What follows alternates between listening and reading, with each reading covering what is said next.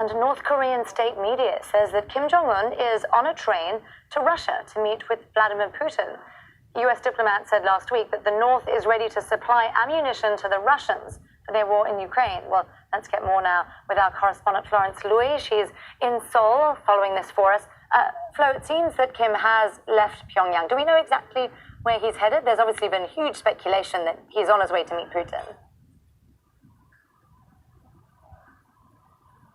Well, there's no official confirmation, from the South Korean side, but South Korean media are quoting unnamed sources from the South Korean government here that this train is headed for the border with Russia and likely to Vladivostok. Now, Vladivostok is about 1,000 kilometers from Pyongyang, and on a bullet train, this distance would be covered in just over 3 hours. But with North Korea's archaic railway system, this could be a journey of 20 hours, possibly even more. Now, Vladivostok, it's been speculated, could be the venue for this meeting.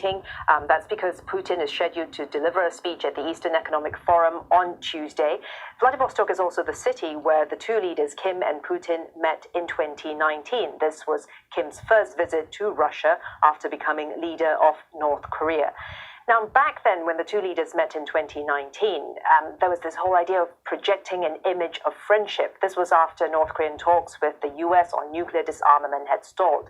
Now, any potential meeting between these two leaders, analysts say, is also intended to send a signal, a message, if you will. But this time, the message more specifically for the US and its allies.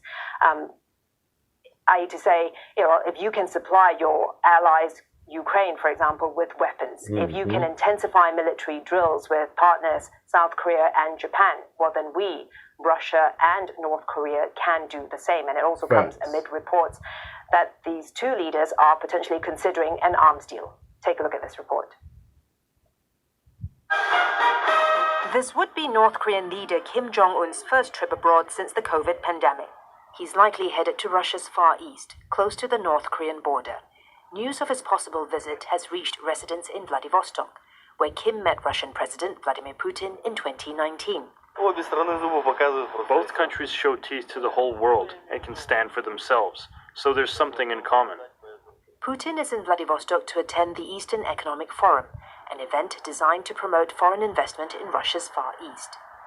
When the two leaders met 4 years ago, Putin had offered to break the deadlock after North Korea's talks with the US on nuclear disarmament failed. US officials believe a meeting this time may include discussion of an arms deal. If North Korea sells weapons to Moscow, this is going to be a problem for the United States as well as for Europe, because this would essentially try to be an effort by Moscow to balance some of the advantages that Ukraine has in terms of getting materiel, artillery, rockets. North Korea is banned from exporting weapons under a UN Security Council resolution. There are also concerns North Korea may receive from the Russians sophisticated technology that could help it advance its nuclear weapons program. Russia and North Korea have drawn closer in recent months. In July, Sergei Shoigu visited Pyongyang, the first Russian defense minister to do so since the fall of the Soviet Union. Russia is also discussing holding joint military drills with North Korea. Analysts say the Kim-Putin meeting could be intended to send a message to the US and its allies.